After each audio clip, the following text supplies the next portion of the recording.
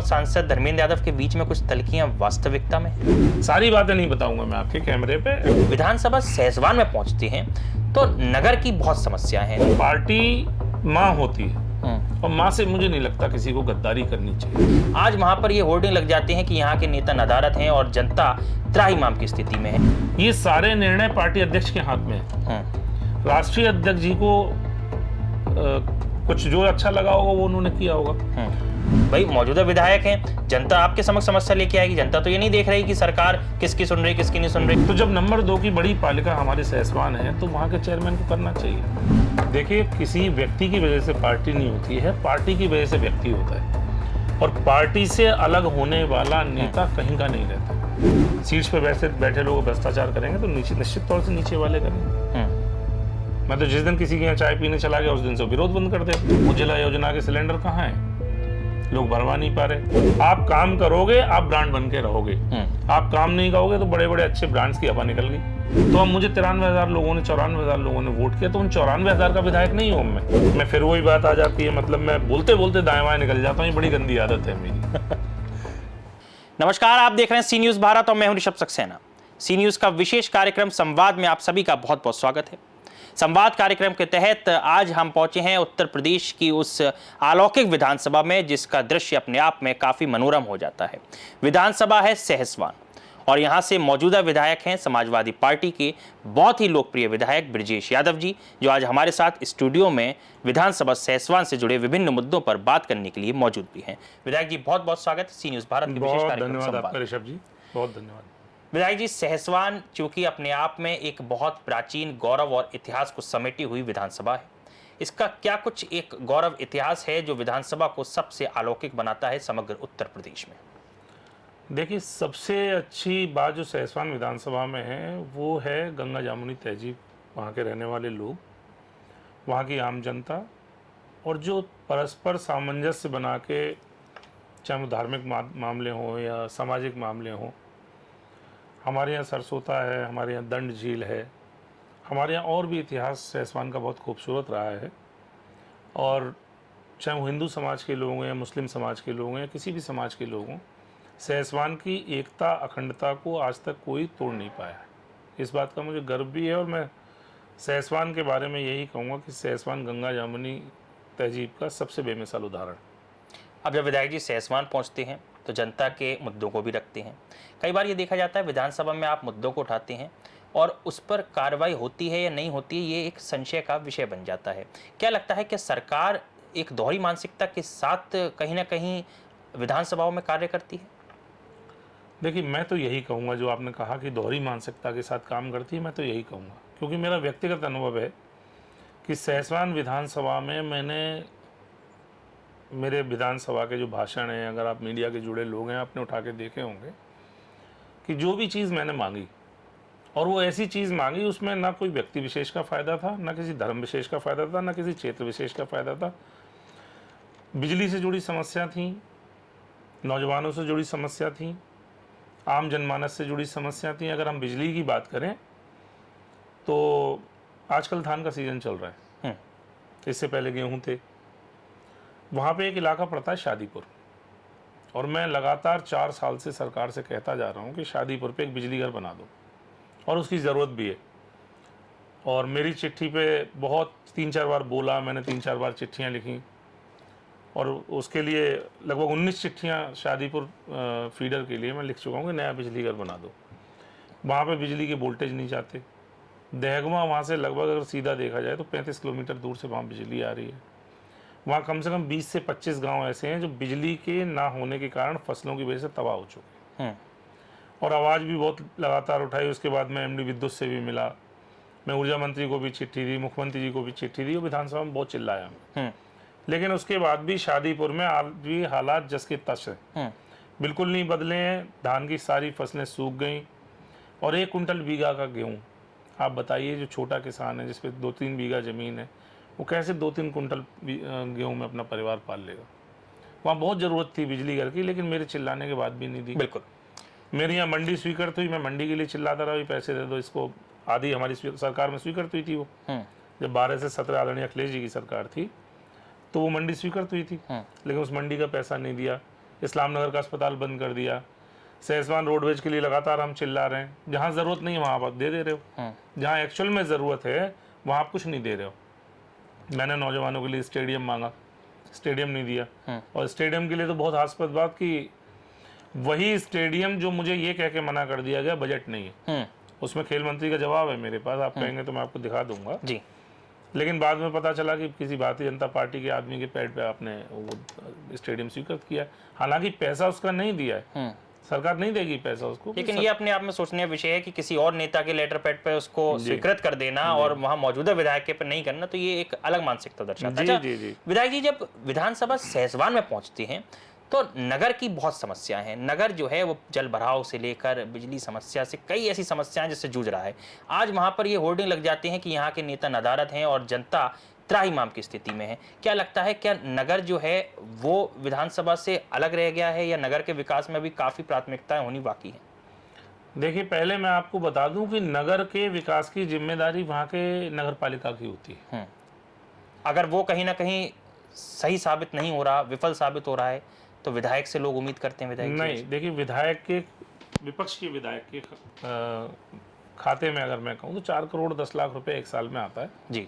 और जहाँ सहसवान में जिस चीज़ की ज़रूरत, जिस चीज़ की मुझसे डिमांड की, वो मैंने लगातार लोगों की मदद करने का काम किया। अब हमारे यहाँ से अगर सैफुल्लागंज जाओगे, अगर बाजार से लेके सैफुल्लागंज आप जाओगे तो वहाँ पे बिल्कुल दोनों तरफ नाले चौक हैं, बुरी स्थिति है, वहाँ 1-1 फीट पानी भरा हुआ है। मैं व्यक्तिगत 2 बार एसडीएम, जो इससे पिछले एसडीएम थे, जो डायरेक्ट आईएएस हैं, शाही आश्रित जी, उनसे मिला। उन्होंने कहा मैं इसे 8 दिन में करा दूंगा, चूंकि नौजवान थे वो और डायरेक्ट आईएएस थे, तो मुझे लगा कि इस पर कार्रवाई होगी, लेकिन उन्होंने भेज के करवाया भी, लोगों को दिखवाया भी, लेकिन वो आज तक नहीं बनी है। अब वो चूंकि टेक्निकली विधायक नहीं बना सकता उसको, टेक्निकली सांसद नहीं बनाता उसको, वो नगर पालिका की सड़क है तो नगर पालिका को ही बनानी है, लेकिन आज तक उस पर कोई कार्रवाई नहीं हुई। आज भी जाके देख लीजिए, बुरा हाल है वहाँ पे। रोडवेज बस अड्डे के लिए चिल्ला चिल्ला के हम परेशान हो गए कि रोडवेज बस अड्डा बहुत खस्ता हाल हालत में, बसें अंदर नहीं जाती हैं। एआरएम से हम मिले और बरेली डीआरएम से हम मिले, लेकिन नहीं कोई कार्रवाई हुई। तो विधायक जी, क्या लगता है कितना बड़ा चैलेंज आपको देखना पड़ता होगा कि भाई मौजूदा विधायक हैं, जनता आपके समक्ष समस्या लेके आएगी, जनता तो ये नहीं देख रही कि सरकार किसकी सुन रही किसकी नहीं सुन रही, लेकिन आपके लिए भी बड़ा चैलेंजिंग हो जाता होगा कि आप तो कार्य कर रहे हैं लेकिन जनता तक ये एक संदेश पहुंच जाता है कि विधायक जी काम कर रहे हैं या नहीं कर रहे। नहीं, मैंने आपको बताया, देखिए, नगर की, जैसे मैं अभी एक सड़क की बात कर रहा हूँ, ये सड़क निश्चित तौर से बन जानी चाहिए थी, उस पर नाले पर बन जानी चाहिए थी और उसका कुछ ना कुछ समाधान हो जाता, लेकिन समाधान आज तक नहीं हुआ। आज तक समाधान नहीं हुई, अफसोस की बात है। मैं फिर आपके चैनल के माध्यम से कहना चाहता हूँ, जब भी समाजवादी पार्टी को सरकार बना के काम करने का मौका मिलेगा, सहसवान की पहले भी बहुत तरक्की हुई है, पहले भी बहुत तरक्की हम लोगों ने सहसवान की। अब चले जाएं तो सड़कों का पूरा जाल सरकार के टाइम के बने हुए हैं, और कम से कम नहीं तो जो स्कूल जहाँ नहीं थे, पूरी विधानसभा, मुझे खुशी है इस बात की कि 12 से 17 के बीच में 100% गांव में school, junior high school, composite school और प्राइमरी स्कूल संतृप्त है आज सहसवान विधानसभा स्कूलों से। बिल्कुल, बात वहीं अटक जाती है विधायक जी की जो ग्रामीण आंचल है वहां तो मौजूदा स्थिति ठीक है, लेकिन जो शहरी आंचल है जिसको नगर सहसवान कहा जाता है, अब चाहे नगर पालिका स्तर की इसको कमियां मान लीजिए या प्रशासनिक कमियां मान लीजिए, पूरा नगर त्राहिमाम की स्थिति में डूबा हुआ है। देखिए, मैंने आपको पहले बताया कि इसकी पहली प्राथमिकता, जब पालिका के पास फंड है और विधायक के पास फंड नहीं है, जो लोग सोशल मीडिया चलाने वाले या बुद्धिजीवी लोग हैं, जो पढ़े लिखे लोग हैं, मेरी बात से सहमत हो जाएंगे। पालिका जिले में दूसरे नंबर की बड़ी पालिका है सहसवान। अगर फंड के लिहाज से देखें तो नंबर 1 पे बदायूं है, नंबर 2 पे सहसवान है, तीसरे नंबर पर जानी। तो जब नंबर 2 की बड़ी पालिका हमारे सहसवान है तो वहाँ के चेयरमैन को करना चाहिए। और नेता जब आप हो जाते हैं, जैसे मैं विधायक हो गया, तो अब मुझे 93,000 लोगों ने, 94,000 लोगों ने वोट किया, तो उन 94,000 का विधायक नहीं हूँ मैं। अब सहसवान में जो 4 लाख वोट है, मैं उस पूरे वोटर का मैं विधायक हूँ। जो मेरे पास समस्या लेके आएगा, मुझे ईमानदारी से काम करना चाहिए। तो मैं भी ये कहना चाहता हूँ कि आप भी एरिया और ये मत देखो यहाँ कम वोट मिला या ज़्यादा वोट मिला, आपको भी काम करना चाहिए। बिल्कुल। अब विधायक जी, जब क्रमशः इंटरव्यू में आगे बढ़ेंगे तो कुछ आरोप भी हैं जो जनता के आरोप होते हैं या वहाँ से जुड़े लोगों के आरोप होते हैं। तो एक आरोप लगता है कि आपके और इस वक्त के मौजूदा सांसद आजमगढ़ धर्मेंद्र यादव के बीच में कुछ तल्खियां नजर आती हैं। क्या आपके और सांसद धर्मेंद्र यादव के बीच में कुछ तल्खियां वास्तविकता में हैं? ये किसने कह दिया आपसे कि कोई तल्खियां हम लोगों के बीच में? ये कुछ स्वार्थी लोग जो पार्टी के हितैषी नहीं है, जो पार्टी का हित नहीं चाहते, जो व्यक्तिगत हितों पे अपने काम करना चाहते हैं, या फिर जो पार्टी की भलाई नहीं चाहते, ये उन लोगों के द्वारा चलाया गया एक प्रोपेगेंडा था। और वो प्रोपेगेंडा में सफल हुए नहीं हुए, मैं इस बात को नहीं जानता कि वो क्या कहना चाहते हैं, लेकिन ना सांसद जी की तरफ से ना मेरी तरफ से कोई तलखी नहीं। वो लोग लगातार ये बात कहते हैं कि धर्मेंद्र जी का चुनाव हरवाने में ब्रजेश यादव जी आगे बढ़े या और चीज़ों में आगे बढ़े, तो क्या लगता है ये वास्तविकता है या एक नैरेटिव सेट कर दिया गया? नहीं, कौन से चुनाव हरवाने की आप बात करते हैं? 2019 वाला? जी। 2019 वाले चुनाव में सहसवान का आप रिजल्ट उठा के देखो। मैं सहसवान से, चूंकि उस टाइम मेरे पिताजी विधायक थे, मैं कोऑपरेटिव बैंक का चेयरमैन था और मैंने काम भी बहुत किया वहाँ पे। 19 का चुनाव जब मायावती जी से गठबंधन था और सहसवान विधानसभा से हर सारी विधानसभा आप उठा के देखिए, सारी विधानसभाओं में सबसे ज्यादा धर्मेंद्र यादव जी सहसवान से जीत के गए थे। आप 2019 का वो तो आप इंटरनेट पे डालेंगे, पता चल जाएगा जी। अगर इस तरह की हमारी कोई नियत होती है, अच्छा पार्टी के हम लोग फाउंडर मेंबर्स में से हैं। जब से हमारी आंख खुली हमने समाजवादी पार्टी देखी, जब से हमने आंख खुली आदरणीय नेताजी को देखा, जब से हमारी आंख खुली आदरणीय अखिलेश भैया जी को देखा, तो जो पार्टी, मैं हमेशा पिछले इंटरव्यू में मैंने कहा कि पार्टी माँ होती है और माँ से मुझे नहीं लगता किसी को गद्दारी करनी चाहिए। बिल्कुल। विधायक जी, वहीं सांसद हैं आदित्य यादव। आपके और आदित्य यादव के बीच में एक अलग ही दोस्ती देखी जाती है। कई बार ये जिक्र भी होता है कि दो लोगों की जोड़ी कमाल कर रही है पूरे बदायूं में, सांसद आदित्य यादव, विधायक ब्रजेश यादव। इस दोस्ती का क्या एक राज है? और आदित्य यादव को जिले में लाने के बाद, लॉन्च होने के बाद, आदित्य यादव को जिताने की जिम्मेदारी से लेकर आदित्य यादव के आज काम करने तक की संपूर्ण जिम्मेदारी में आपकी सहभागिता नजर आती है? देखिए, मैंने ये कहा कि हम पार्टी के लोग हैं। पार्टी का जो निर्णय था और जो अभी आपने पूछा कि टिकट कट गया या उनका कटवाने में या उनको हरवाने में, ये सारे निर्णय पार्टी अध्यक्ष के हाथ में है। राष्ट्रीय अध्यक्ष जी को कुछ जो अच्छा लगा होगा वो उन्होंने किया होगा। उन्होंने टिकट काटा नहीं था, उनका टिकट बदला गया था। आप अपने शब्दों पे ध्यान दो, टिकट कटा नहीं था, टिकट बदला गया था। उन्हें लगा कि आजमगढ़ इनके लिए सुटेबल है और बदायूं आदित्य यादव जी के लिए सुटेबल है। तो पार्टी ने जो भी जिम्मेदारी पार्टी की, चूंकि हम लोग विधायक हैं वहां पे, तो हमें अपनी जिम्मेदारी निभानी है। और सबसे बड़ा फैक्टर जो मैं आपको बताऊं, आदित्य जी नौजवान हैं और अभी बदायूं का और पॉलिटिक्स का भविष्य है वो। और सबसे बड़ी बात है, वो आदरणीय शिवपाल सिंह यादव जी के बेटे। तो पार्टी ने जब उनका टिकट बदल दिया और आदित्य जी को भेजा, तो हम लोग आदित्य जी के साथ हो लिए और आदित्य जी को मजबूती से हम लोग जिता के लाए और सहसवान विधानसभा ने रिकॉर्ड तोड़ दिया। हमें तो कोई भी साइकिल, हम देखिए, हमारा प्रत्याशी चुनाव चिन्ह होता है, जो चुनाव चिन्ह जिस पे है हम उसके साथ हैं। लेकिन आदित्य जी से आप दोस्ती की जो बात करते हैं, आदित्य जी मेरे नेता हैं। आदित्य जी भले आदमी हैं, आदित्य जी एनर्जेटिक हैं, आदित्य जी ऊर्जावान भी हैं और विजनरी नेता हैं। नहीं, कई बार इसका जिक्र भी होता है कि दो लोगों की जो जोड़ी है वो बड़ी विजन वाली एक जोड़ी है, सांसद आदित्य यादव और विधायक ब्रजेश यादव। देखिए, मैं ईमानदारी से आप काम करिए, जिसके साथ भी आपको काम करना है, पूरी निष्ठा और लगन से आप काम करिए। दूसरी बात, वो नौजवान है और मैं बहुत सी बातें हम लोग आपस में वो भी कर सकते हैं। देखिए, उम्र का तो फर्क पड़ता है। बिल्कुल। जो नौजवान कार्यकर्ता हमें अपनी बात बता देते हैं, हमारे बुजुर्ग नहीं बता पाते। आदरणीय आदित्य यादव जी जो बात मुझसे कह देंगे वो मेरे पिता से बिल्कुल नहीं कह सकते।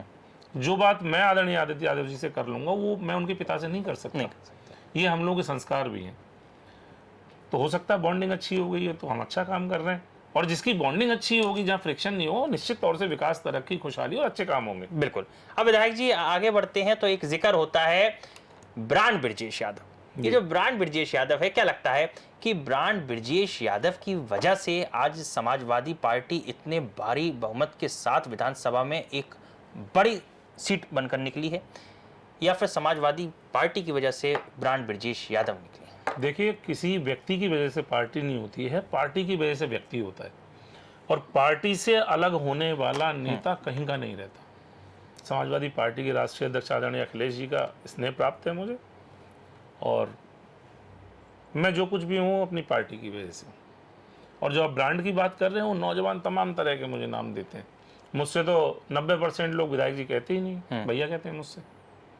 और फेसबुक की जो बार चलती है, उन्होंने इसको ब्रांड लिख दिया, इसको नहीं लिखा, वो सब इंटरनल चीजें होती हैं, उन सब में मैं बहुत नहीं पढ़ता हूँ।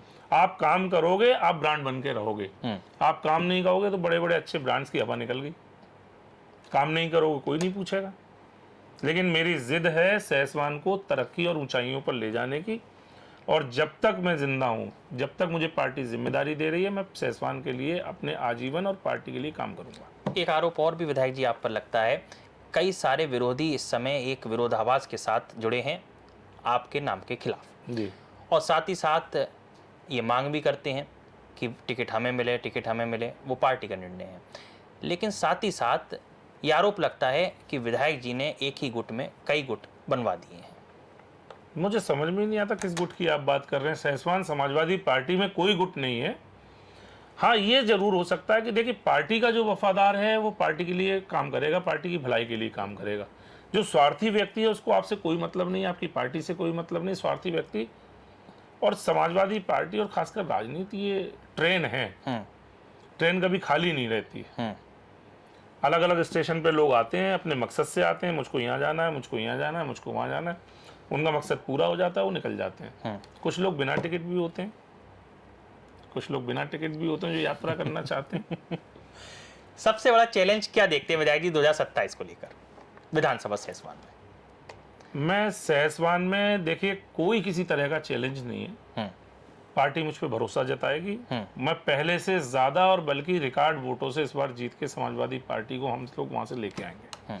आदरणीय अखिलेश जी को हम मुख्यमंत्री बनाने की हम लोगों ने सौगंध खा रखी है। 2027 में निश्चित तौर से आदरणीय अखिलेश यादव जी मुख्यमंत्री बनाएंगे अखिलेश यादव जी को, और उसमें सैसवान का बहुत शानदार हिस्सा होगा।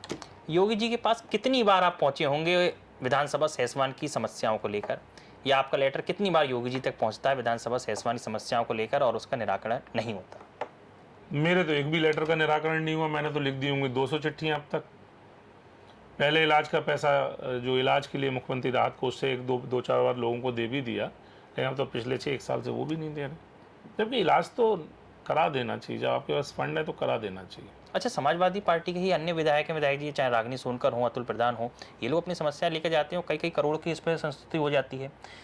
कई लोग ऐसे हैं जो ये बात कहते हैं कि हमको पैसा नहीं मिला, तो इसको किस तरीके से समझा जाए विधायक जी? अभी बिल्कुल अभी मैं आपको ये बात रोक के यहीं पे कहूंगा। अभी त्वरित योजना एक होती है जी, त्वरित योजनाओं में 5-5 करोड़ रुपए के मुख्यमंत्री जी ने घोषणा की कि सारे विधायकों को त्वरित में अपने क्षेत्र के प्रस्ताव ले लो, 5 करोड़ रुपए का उनके काम करा देंगे। ठीक है।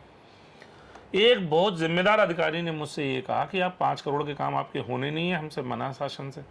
मैंने किसने मना किया? आप साहब ये नहीं बताएंगे किसने मना किया? मैंने कितना पैसे का काम करा सकते हैं हम? तो बोले 1 करोड़ रुपए का। तो मैं आपको ऑन रिकॉर्ड और आपको बिल्कुल सबूत के साथ, वो चिट्ठियां आज भी मेरे पास मौजूद हैं कि मेरी विधानसभा में 1 करोड़ का काम दिया और अन्य विधानसभाओं में 5-5 करोड़ का काम दिया। तो ये पार्शियलिटी नहीं है। वो अन्य सारी जो विधानसभा थी वो भारतीय जनता पार्टी शासित विधानसभा थी, वहां पे 5-5 करोड़ रुपए का काम, और जो समाजवादी पार्टी के जहां विधायक हैं वहां पे 1-1 करोड़ का काम। तो सरकार दूसरे चश्मे से लोगों को देखती है। सरकार की मंशा ही नहीं विकास कराने की। यदि चश्मा बदलता है 27 में तस्वीर बदलती है 100% इस बार चश्मा बदलने वाला है, और पब्लिक बहुत परेशान है। हत्या, बलात्कार, लूट, डकैती, छिनैती और जितने भी जो भ्रष्टाचार के तमाम मामले सामने आते हैं, जनता ऊब चुकी है। गैस के सिलेंडर कहाँ हैं? उज्ज्वला योजना के सिलेंडर कहाँ हैं? लोग भरवा नहीं पा रहे, लोग भरवा नहीं पा रहे। पहले नोटबंदी की लाइन, अब यूरिया की लाइन, अब सिलेंडर की लाइन। ये जो लाइन में लगाने वाले लोग हैं, 2027 में जनता इनको लाइन में लगाने वाली है। आखिरी सवाल विधायक जी, सैसवान के वो 5 क्या बड़े मुद्दे होंगे पूरी संपूर्ण विधानसभा के, चाहे शहर के चाहे ग्रामीण अंचल के, जो विधायक ब्रजेश यादव लेकर आएंगे 2027 में, और यदि समाजवादी पार्टी की सरकार बनती है तो सबसे पहली प्राथमिकता के साथ उन 5 मुद्दों पर अमल किया जाएगा? देखिए, सैसवान विधानसभा में सबसे बड़ा मुद्दा जो है एक्चुअल में रोजगार का है। जी, नौजवानों को बाहर ना जाना पड़े, इसके लिए मैंने राष्ट्रीय अध्यक्ष जी को एक ब्लूप्रिंट तैयार करके भी दिया था, और मांग भी उनसे की थी कि जब भी हम लोगों को मौका मिले, सैसवान और उसके सराउंडिंग एरिया में, सैसवान है, गुन्नौर है, बिसोली है, बिलसी है, बदायूं है, बदायूं जिले के लिए मैं बात कर रहा हूँ, यहाँ पे एक ऐसी कोई योजना या फिर ऐसी कोई इंडस्ट्री जो बाहर, यहाँ का जो यहाँ का टैलेंट है वो बाहर ना जाने पाए। बिल्कुल, ये मेरी प्राथमिकता रहेगी कि यहाँ पे बड़े किसी रोजगार को हम लोग, अच्छा वो तब तक संभव नहीं है जब तक हम लोगों की सरकार नहीं। पुराने लोग क्या सोचते थे मुझे नहीं पता, पुराने लोगों की समस्याएं क्या थी मुझे नहीं पता, लेकिन नौजवानों की बड़ी समस्या रोजगार की है। 3 मेरे यहाँ पावर प्लांट लगने चाहिए।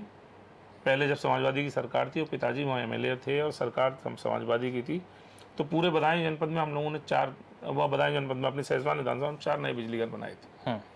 एक्सटेंशन 2 का कराया था हमने। और इस समय जो सबसे ज़्यादा ज़रूरत है शादीपुर पे, समसपुर भूड़ पे, और तीसरा है नदाइल इलाके में, बैसवाड़े वाले इलाके में। एक बड़ी समस्या है मेरी यहाँ बालिका इंटर कॉलेज, जो लड़कियों का इंटर कॉलेज होता है, वो बैसवाड़ा क्षेत्र में देने की। बैसवाड़ा क्षेत्र की एक सड़क थी हमारे यहाँ, चमरपुरा से लेके और भवानीपुर होते हुए जाओ, दुबई होते हुए जाओगे, फिर नदाइल से आगे देगमा निकल जाती है वो सड़क। उस सड़क पे मैंने मांग उठाई और बस्ती में कई जगह सीसी बनाई भी है, लेकिन वो रोड पूरा अब तक नहीं बना है। वो रोड बनना चाहिए। बैसवाड़ा इलाके में बालिका कॉलेज बनना चाहिए। सहसवान में स्टेडियम होना चाहिए। एक रोजगार के लिए कुछ बड़ी इंडस्ट्री होनी चाहिए। और हमारे 3 बिजली घर, हमारे नाधा का ब्लॉक जो कि स्वीकृत हो गया, जो कि उस पर लोग काम भी करने लगे, लेकिन बाद में उन्होंने अपना कोई हिकमत लगा के सहसवान, बिनावर और देगमा का हिस्सा काट के बनाया नाधा का ब्लॉक, एक बिनावर का ब्लॉक, एक दप्तोरी का ब्लॉक। ठीक है। 3 ब्लॉक हमारी सरकार ने स्वीकृत बंद करा दिए। वो 3 ब्लॉक हम लोग चालू कराएंगे, ऑन कैमरा आपसे वादा कर रहे हैं। उसमें गजट होना शायद बाकी रह गया है। सरकार आते ही सबसे पहला काम 1 हफ्ते के अंदर वहाँ के 3 ब्लॉक चलवाना हमारी होगी। अब सहसवान विधानसभा में अन्य मांग भी उठती हैं, कुछ अन्य चीज़ें भी होती हैं। मैंने आपसे 5 बड़े मुद्दे पूछे थे, आपने मुझे रोजगार और इनके मुद्दे बताए, लेकिन क्या लगता है वाकई अभी जो लोगों की मूलभूत सुविधाओं पर काम होना चाहिए था वो होना बहुत बाकी है? क्योंकि 12 से 17 आपकी भी सरकार रही, क्या एक नज़र और नज़रिए में फ़र्क आता है सर? देखिए, 12 से 17 जो विकास हुआ वो किसी से छुपा हुआ नहीं है। बदायूं मेडिकल कॉलेज से लेके बाईपास और ओवरब्रिज और तमाम सारी चीज़ें, हमारे यहाँ जीटीआई आया, हमारे यहाँ डिग्री कॉलेज सहसवान में आया, सारी चीज़ें और सड़कों का एक बहुत खूबसूरत जाल, शहर से लेके गांव तक का एक बहुत खूबसूरत जाल हम लोगों ने बनाने का काम किया। और आज उन सड़कों की वो हालत है। और सबसे बड़ी ज़रूरत हमारे भूड़ क्षेत्र में एक नहर की है। लिफ्ट कैनाल का पहले प्रोजेक्ट और ब्लूप्रिंट बनके, इसका डीपीआर भी बनके चला गया शासन में, लेकिन चूंकि सरकार बदल गई इसलिए वो लिफ्ट नहर नहीं आ पाई। अगर नहर आ जाएगी और माहवा झील में पानी आ जाएगा तो निश्चित तौर से शायद यही एक विजन है जो जनता चाहती है कि उनके विधायक रखें, एक ब्लूप्रिंट रखें, एक डीपीआर रखें, जिसके माध्यम से वाकई जो कार्य स्थिति है वो बेहतर हो सके और जो बद से बदतर हालात हैं उनमें बेहतरी। मैं बताऊं, जो 17 में जो काम हमारे अधूरे रह गए उनको हम लोग 27 में सरकार बना के उनको पूरा करने का, सहसवान में नहीं पूरे जनपद में हम लोग काम करेंगे। और ऐसा कुछ हम लोग बना रहे हैं। या फिर जो आप बता रहे थे आदरणीय आदित्य यादव जी का, वो भी नौजवान है, वो भी बहुत काम करना चाहते हैं और काम करने की ललक भी है, उन्हें क्षमता भी है उनके अंदर। हम और सांसद जी मिलके सहसवान की और बदायूं की तरक्की और खुशहाली के लिए 100 बार हमारी बात हो चुकी है। कोई भी बात होती है तो यार अब मौका मिलेगा तो ऐसा करेंगे, अब मौका मिलेगा तो ऐसा करेंगे।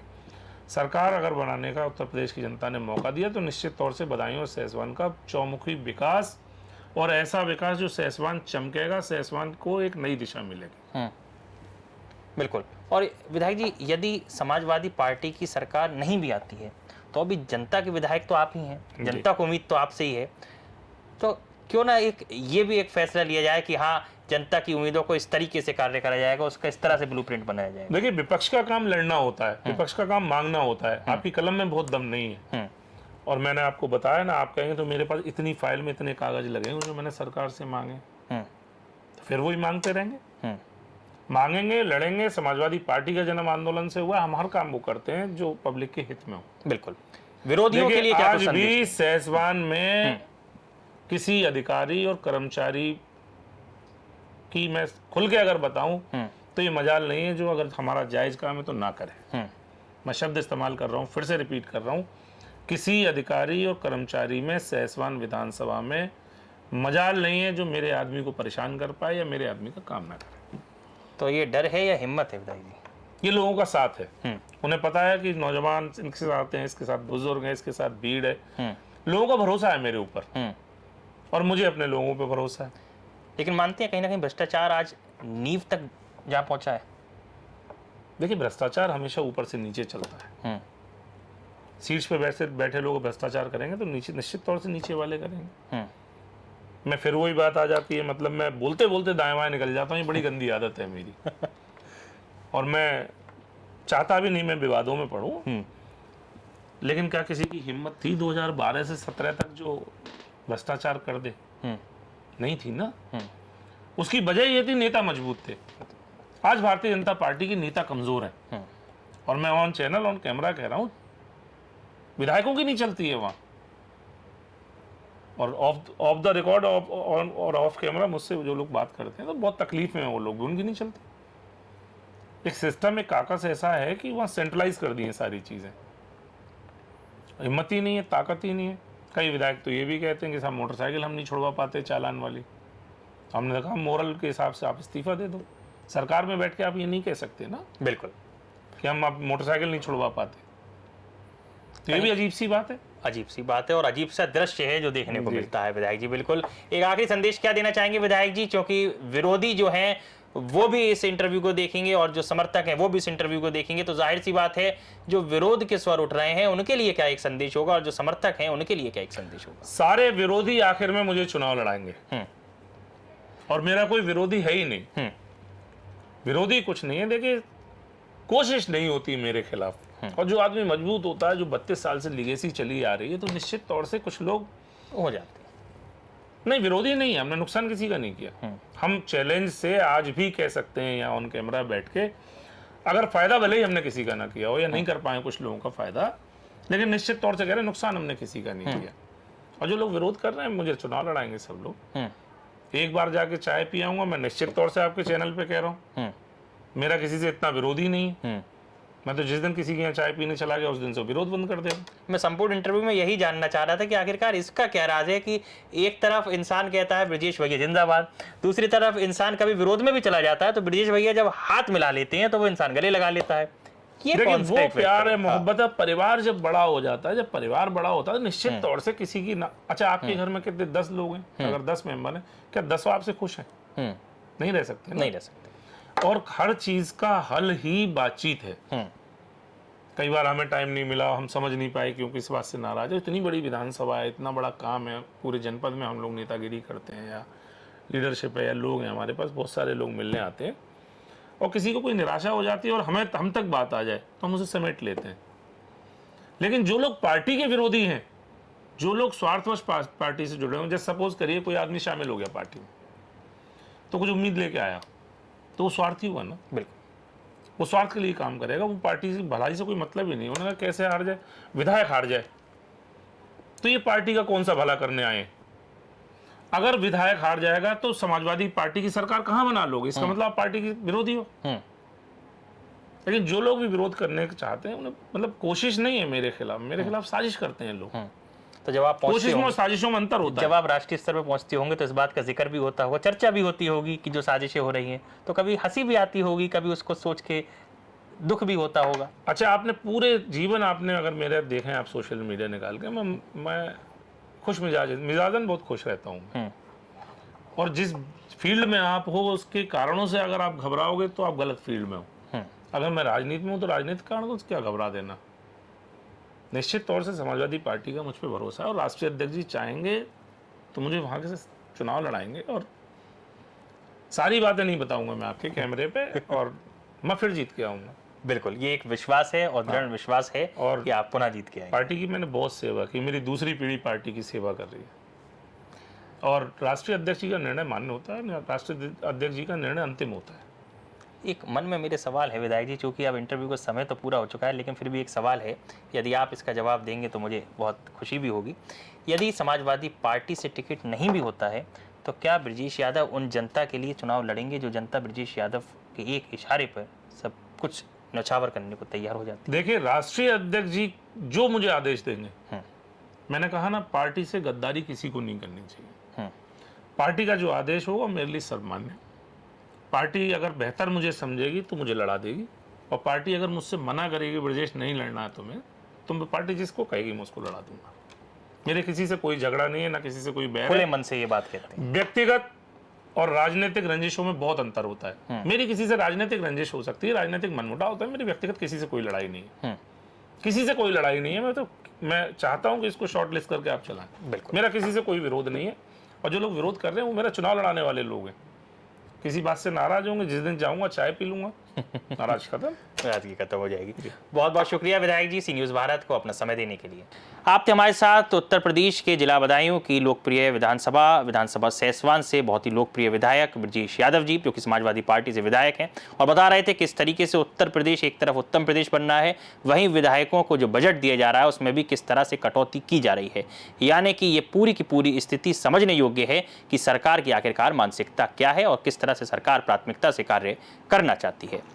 फिलहाल संवाद कार्यक्रम में इतना ही। देश और दुनिया की तमाम खबरों के लिए आप देखते रहिए सी न्यूज़ भारत।